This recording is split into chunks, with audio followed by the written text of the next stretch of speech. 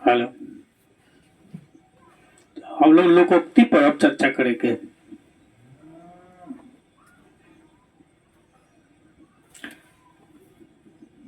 लोकोक्ति को हम लोग अपनी भाषा में कहावत भी कहते हैं, ठीक है। जो हम लोग के ग्रामीण क्षेत्र में कुछ बातें जो कही जाती है उसी को कहावत कहा जाता है, ठीक है। किसी विशेष स्थान पर प्रसिद्ध हो जाने वाले कथन को लोकोक्ति कहा जाता है। किसी भी मतलब जिस क्षेत्र में, मान लीजिए कि बिहार में अगर रहते हैं तो बिहार में अगर कुछ बातें अगर ज़्यादा प्रसिद्ध हो जाएगी तो लोकोक्ति कहा जाएगा, ठीक। हम लोग अपनी भाषा में उसको कहावत कहते हैं। तो कहावत और लोकोक्ति दोनों समान बात है, ठीक ना, उसमें कोई विशेष अंतर नहीं होता है। दूसरे शब्द में हम कहें तो जब कोई पूरा कथन किसी प्रसंग विशेष में प्रयोग किया जाता हो तो वह कथन जो है लोकोक्ति कहलाता है, या इसको हम कहावत भी कहते हैं, ठीक है। जैसे अंधों में काना राजा, ठीक है, जैसे अंधों में काना राजा कहा जाता है, ठीक। तो अंधों में काना राजा का मतलब होता है कि मूर्खों में कुछ पढ़ा लिखा व्यक्ति, मतलब जहाँ सभी लोग अनपढ़ हो, न पढ़ा लिखा हो, ठीक है, उसमें अगर एक व्यक्ति थोड़ा सा भी जानकार हो, ठीक है, तो वो ज़्यादा बोलेगा और जो भी कुछ कहेगा सभी लोग उसके बात को सपोर्ट करेगा। तो उस स्थिति में कहा जाता है, ठीक है, कि अंधों में काना राजा, ठीक है।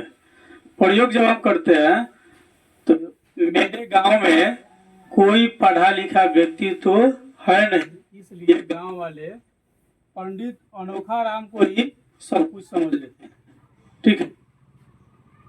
जिस गांव में एक पढ़ा लिखा लोग नहीं हो और एक अगर पढ़ा लिखा लोग होगा तो सभी लोग उसी को विद्वान समझ लेता है, ठीक।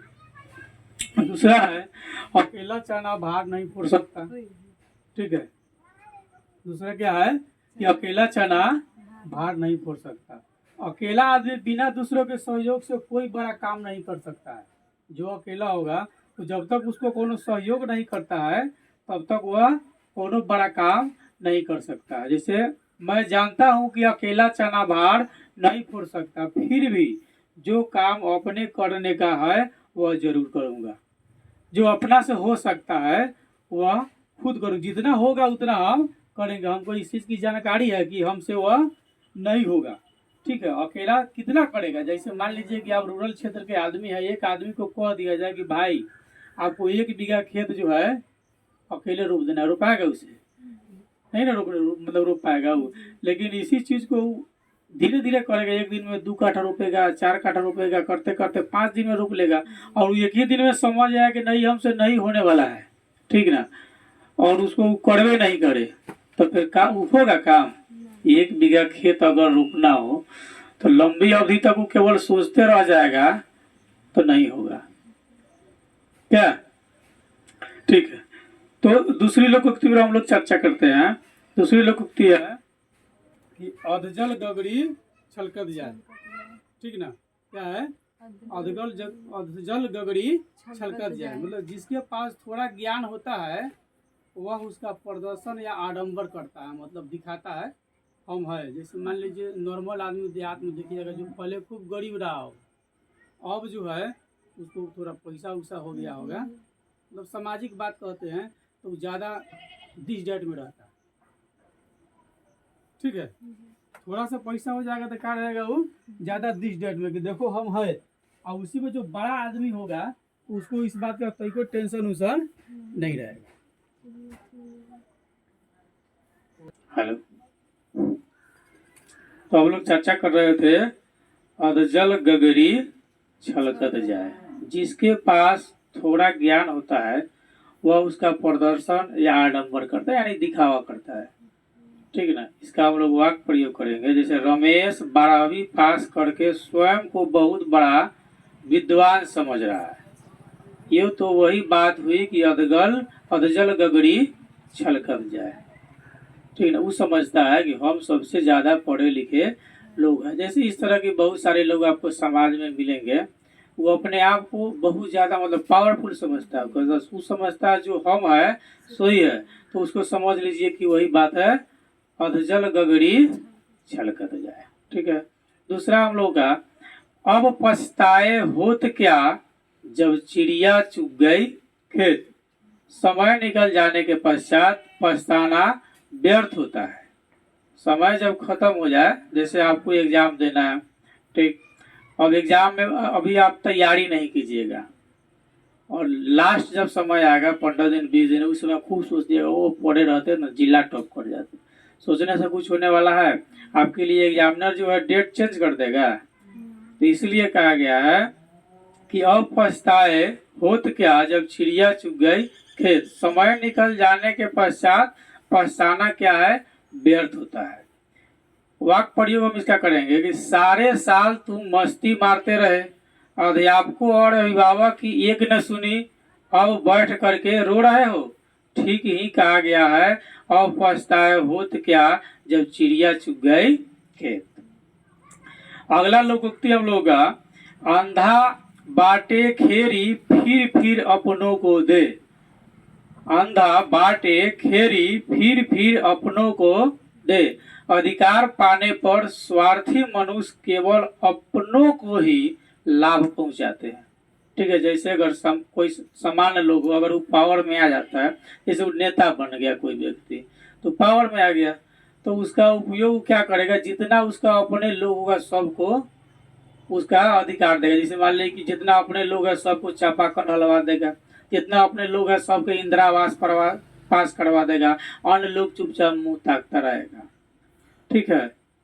इसी को कहा गया है, अंधा बाटे खेरी फिर अपने को दे। यानी कि इसका अर्थ हुआ, अधिकार पाने पर स्वार्थी मनुष्य केवल अपनों को ही लाभ पहुंचाते हैं।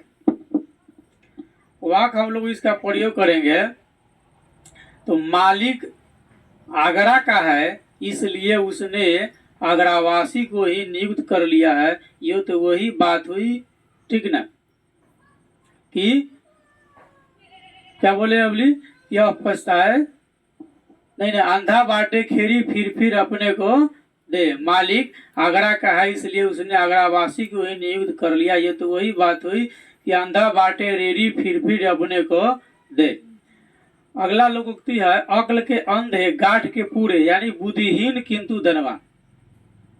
तो इनको अकिल नहीं है लेकिन वो धनवान है, तो उसके लिए कहा जाता है अक्ल के अंधे और गाठ के पूरे, यानी है बुद्धिहीन किंतु धनवान है, दुर्भाग्य से। प्रयोग, सेठ जी तो अकल के अंधे और गाठ के पूरे है, मतलब अकिल नहीं है। कहीं कहीं हो जाता है दुर्भाग्य से कि एकदम बुर्बक आदमी भी अमीर बन जाता है। अगला कहावत है, अकल बड़ी या भैंस। अकल बड़ी या भैंस, इसका अर्थ होगा बुद्धि शारीरिक शक्ति से अधिक श्रेष्ठ होती है। बुद्धि शारीरिक जो हमारी बल होती है, शक्ति होती है, उससे ज्यादा श्रेष्ठ होता है। हम अगर दिमाग से अगर किसी से अगर युद्ध करेंगे तो जीत जाएंगे, शरीर से करेंगे तो हार सकते हैं। इसलिए कहा अकल बड़ी या भैंस, बुद्धि शारीरिक शक्ति से अधिक श्रेष्ठ होती है। वाक्य हम लोग प्रयोग करेंगे, ये कहानी तो सबने पढ़ी होगी कि खरगोश ने अपनी अकल से शेर को कुएं में कूदा दिया था। यह कहावत मशहूर है कि अकल बड़ी या भैंस। ठीक ना।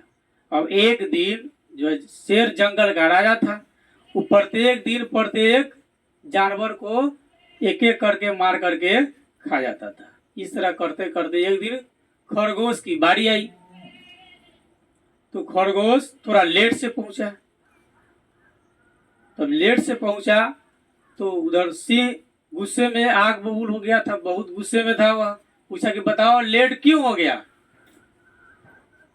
तो खरगोश चालाक था, वो कहा हजूर हम आ रहे थे, रास्ते में एक कुआं है और वहां पर एक शेर हमको मिला। आपके जैसे एक अन्य शेर भी है इस जंगल में जो कुएं के पास रहता है, उसने हमको रोक लिया। वह कहा कि नहीं हम तुमको खाएंगे, हम किसी तरह वहां से जान बचा करके आपके पास आए हैं, क्योंकि हम तो यानी कि मैं आपका भोजन हूँ। शेर को बहुत गुस्सा है, कहा गया ऐसी बात है, चलो अभी देखते हैं। वहां से शेर चल दिया, उस कुएं के पास गया और खरगोश का आगे देखिए इसी में है। शेर कुएं में झांका, कुएं में पानी था, तो शेर का सेम परछाई उस कुएं में दिखाई दिया। शेर का सेम जैसा ही शेर था पानी में, उसी के आकार का उसी जैसा जो है परछाई उस पानी में दिखाई दिया। ठीक है, दिखाई दिया तो शेर गुस्से में लाल हो गया। शेर कुछ बकने लगा, आज तुमको हम नहीं छोड़ेंगे। तो जैसे ही मुंह हिला रहा था उसी तरह उसमें भी उसका चित्र भी हिल रहा था, और कुएं में आवाज टकरा कर वापस आता है। तो जब आवाज वापस आ रहा था तो इसको लगा कि नहीं ये भी बोल रहा है। जितना ये आवाज लगाया ये शेर उतना ही अन्य शेर उस मतलब कुएं से आवाज टकरा करके आई। तो इसको लगा कि नहीं सचमुच में शेर इसमें है। गुस्से में लाल होकर शेर उस कुएं में कूद गया। खरगोश वहां से 9-11 हो गया। खरगोश की जान बच गई। अब अगले दिन से शेर है ये नहीं है तो जंगल की जानवर को कौन खाएगा। तो इसमें मतलब इसलिए कहा जाता है अक्ल बड़ी या भैंस। ये खरगोश जो है शेर को पानी में डुबा दिया, अक्ल बड़ी या भैंस? अक्ल बड़ी ना। बुद्धि शारीरिक शक्ति से अधिक श्रेष्ठ होती है। बुद्धि से ना डुबा दिया उसको। अपनी अपनी डफली अपना अपना राग। अगला जो हम लोगों का कहावत है या लोकोक्ति कहिए इसको, अपनी अपनी डफली अपना अपना राग, यानी इसका अर्थ होगा कोई काम नियम कायदे से न करना। कोई काम नियम कायदे से न करना। ठीक है, और वाक्य प्रयोग करेंगे।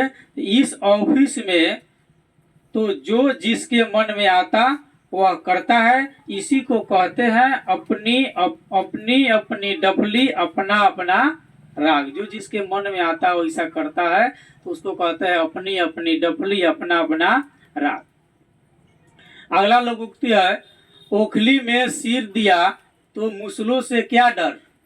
देहात में कहता है ना, देहाती कहावत, ओखली में सिर घुसा दिला तो मुसरा से डरता रहा ना। तो ओखली में सिर दिया तो मुसलों से क्या डर। मुसलों का मतलब उसे जो मारता है ना उसको मुसला कहा जाता है। तो ओखली में सिर दिया तो मुसलों से क्या डर। काम करने पर, यानी कि इसका अर्थ हुआ कि काम करने पर उतारू होना। जब जिस काम के लिए हम उतारू हो जाए तो डरने से क्या फायदा है, करेंगे ही। इसलिए कहावत है ओखली में सिर दिया तो मुसलों से क्या डर, यानी कि अर्थ हुआ काम करने पर उतारू होना। वाक्य हम इसका प्रयोग करेंगे, जब मैंने देश सेवा का व्रत ले लिया तब जेल जाने से क्यों डरे। जब ओखली में सिर दिया है तो मुसलों से क्या डर। अगला लोकोक्ति है, आ बैल मुझे मार। आ बैल मुझे मार, यानी कि अर्थ होगा इसका स्वयं मुसीबत मोल लेना। खुद के खुद मुसीबत मोल लेना। वाक्य प्रयोग हम इसका करेंगे, तो लोग तुम्हारी जान के पीछे पड़े हुए हैं और तुम आधी आधी रात तक अकेले बाहर घूमते रहते हो। यह तो वही बात हुई, आ बैल मुझे मार, यानी खुद मरने के लिए आप तैयार हैं। ठीक है, अगला लोकोक्ति है, आम के आम गुठलियों के दाम। आम के आम गुठलियों के दाम, इसका अर्थ होगा दोहरा लाभ। क्या होगा, दोहरा लाभ। वाक्य प्रयोग करेंगे, सब प्रकार की पुस्तकें साहित्य भवन से खरीदे और पास होने पर आधे दाम पर बेचे, यानी आम के आम और गुठलियों के दाम इसी को कहते हैं। आगे कुआं पीछे खाई। आगे कुआं पीछे खाई, यानी अर्थ होगा दोनों तरफ विपत्ति या परेशानी होना। ठीक ना, न कहता देहात में आगे कुआं है और पीछे खाए है, हम केने जाए, यानी कि दोनों तरफ से परेशानी, हम जाए से जाए किधर। इसलिए कहा आगे कुआं पीछे खाई। वाक्य प्रयोग हम इसका करेंगे, सुरेश के सामने तब आगे कुआ पीछे खाई वाली बात हो गई, जब बदमाशों ने कहा कि या तो वह गोली खाए या सारा सामान उनको दे दे। एक तरफ तो मरेगा और नहीं तो एक तरफ सामान खाएगा, इसलिए आगे कुआ और पीछे खाई। ठीक है, अगला है हम लोग का, आई मौज फकीर की दिया झोपड़ा फूक। आई मौज फकीर की दिया झोपड़ा फूक, यानी कि बैरागी स्वभाव के पुरुष मनमौजी होते हैं। बैरागी स्वभाव के पुरुष मनमौजी होते हैं। वाक्य प्रयोग करेंगे हम, उस बैरागी स्वभाव के मनुष्य ने जब अपनी सारी संपत्ति गरीबों को दे दी, तब उसकी प्रशंसा करते हुए लोगों ने कहा, आई मौज फकीर की दिया झोपड़ा फूक। आई मौज फकीर की दिया झोपड़ा फूक, यानी बैरागी स्वभाव के पुरुष मनमौजी होते हैं। अगला हम लोग का, इतनी सी जान गजभर की जुबान। इतनी सी जान गजभर की जुबान, यानी कि बहुत बढ़ चढ़ कर बातें करना। ठीक है, वाक्य प्रयोग करेंगे तो 4 साल की बच्ची जब बड़ी बड़ी बातें करने लगी तो दादाजी बोले, इतनी सी जान गजभर की जुबान।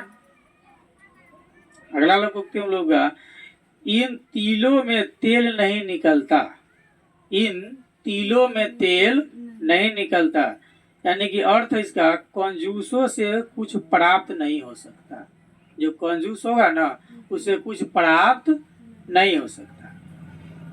वाक्य उसका हम लोग बनाएंगे तो, तुम यहाँ व्यर्थ ही आए हो मित्र, ये तुम्हें कुछ नहीं देंगे, इन तिलों में से तेल नहीं निकलेगा।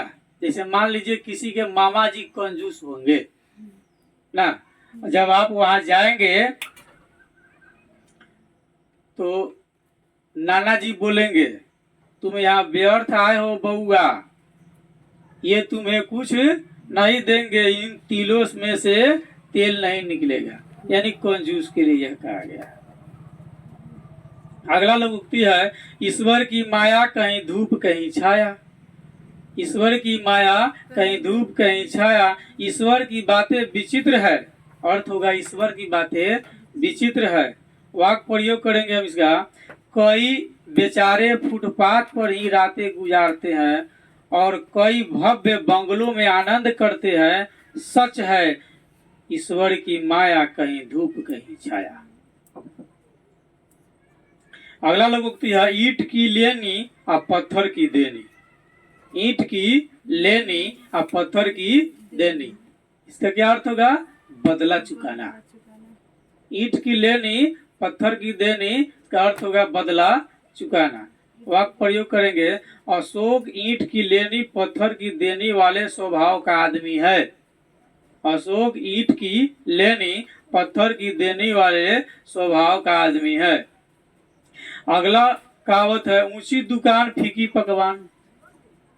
ऊंची दुकान फीकी पकवान, यानी जिसका नाम अधिक हो पर गुण कम हो। ठीक ना, जिसका नाम अधिक हो पर गुण कम हो, उसके लिए कहा जाता है ऊंची दुकान फीकी पकवान।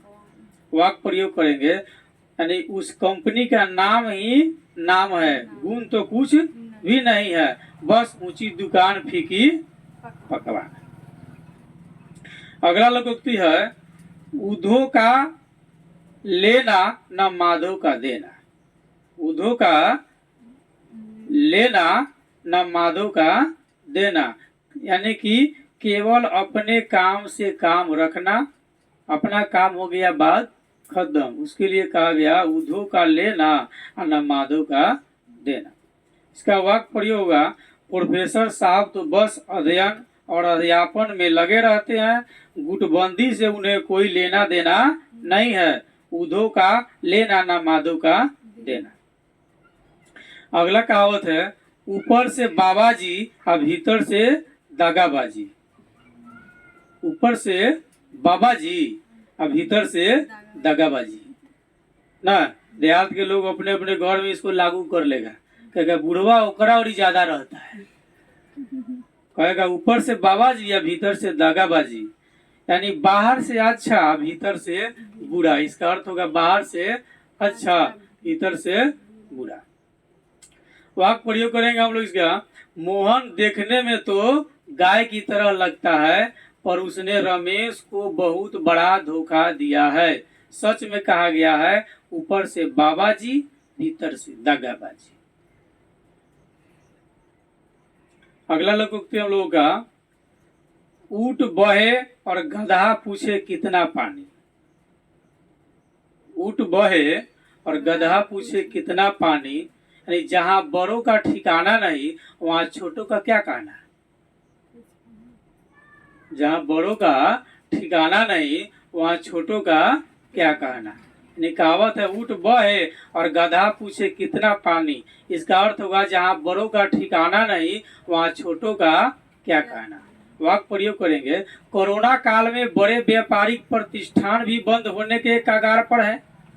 कोरोना काल जब थे तो कोरोना काल में बड़े व्यापारिक प्रतिष्ठान भी बंद होने के कगार पर थे, तो छोटे संस्थानों की क्या मजाल।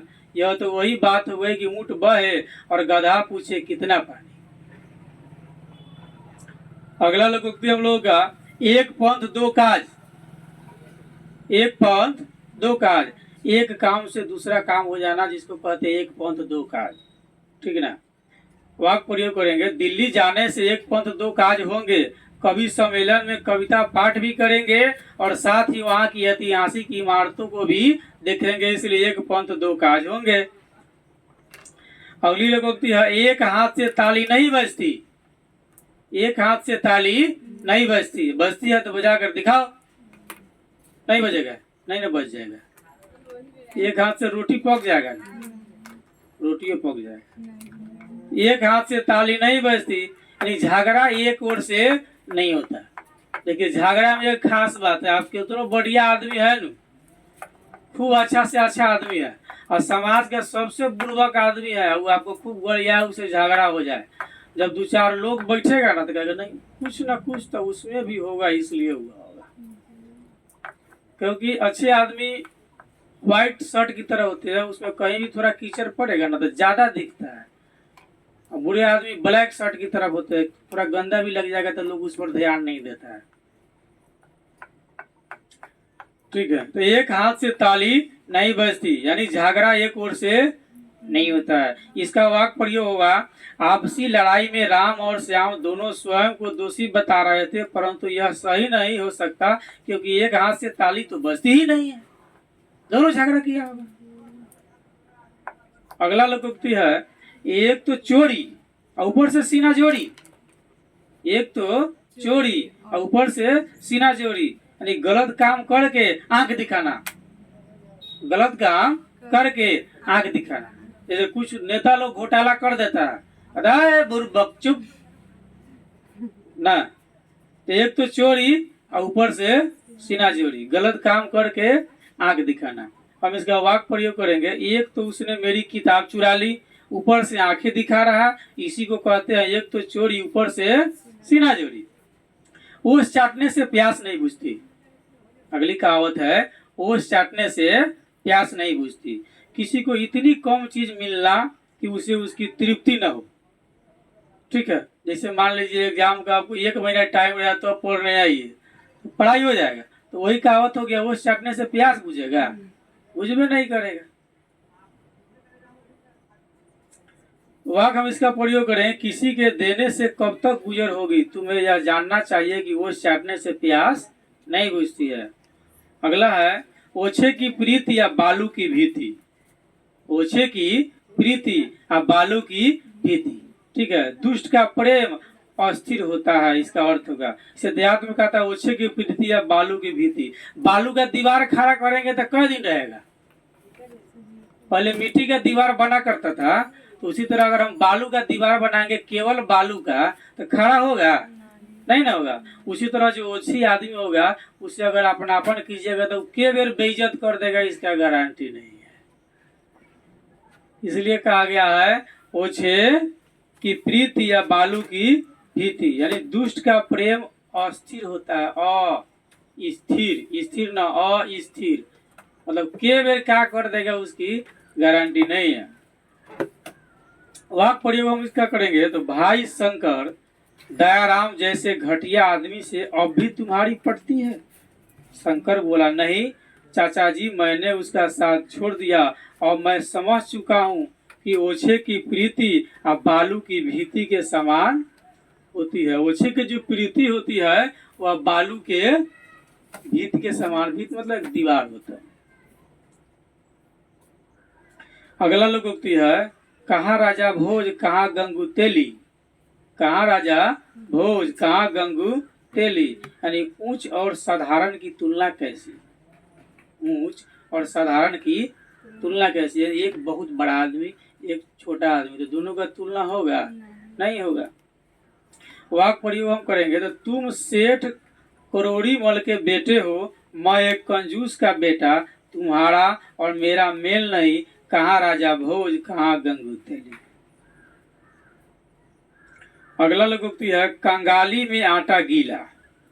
कंगाली में आटा गीला यानी कि परेशानी पर परेशानी आना। परेशानी है ये है और उसके ऊपर से एक और परेशानी आ गया, तो उसमें कहते हैं कंगाली में आटा गीला। वाक प्रयोग करेंगे, पिताजी की बीमारी की वजह से घर में वैसे ही आर्थिक तंगी चल रही है, ऊपर से बच्चों की पढ़ाई का खर्च भी बढ़ गया है, इसे कहते हैं कंगाली में आटा गीला।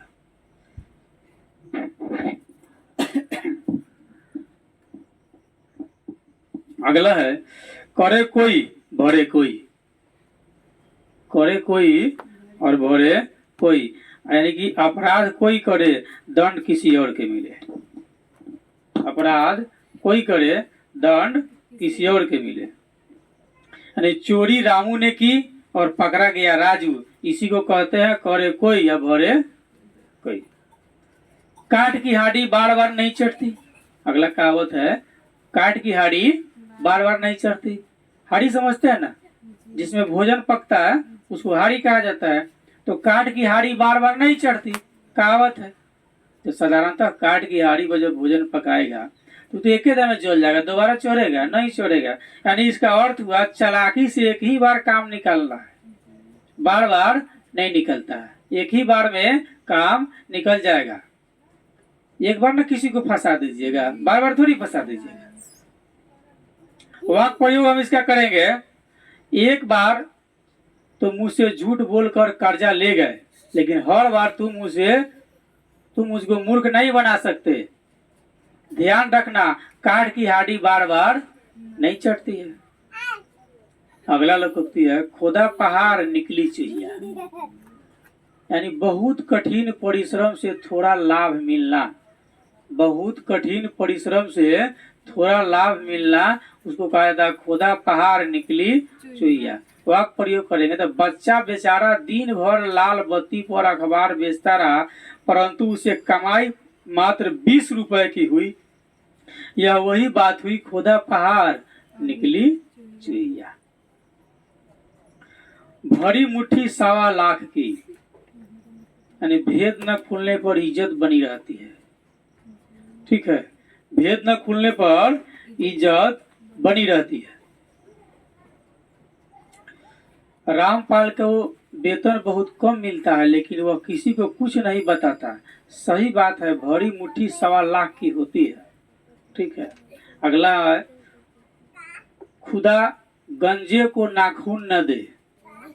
खुदा गंजे को नाखून न दे, यानी कि नाकाबिल को कोई अधिकार नहीं मिलना चाहिए। जो न काबिल है, जो काबिल एकदम नहीं है, उसको किसी तरह की अधिकार नहीं मिलना चाहिए। इसलिए उसके लिए कहावत है कि खुदा गंजे को नाखून न दे। जो काबिल नहीं हो उसे किसी प्रकार की अधिकार नहीं मिलना चाहिए। इसका हम वाक्य प्रयोग करेंगे।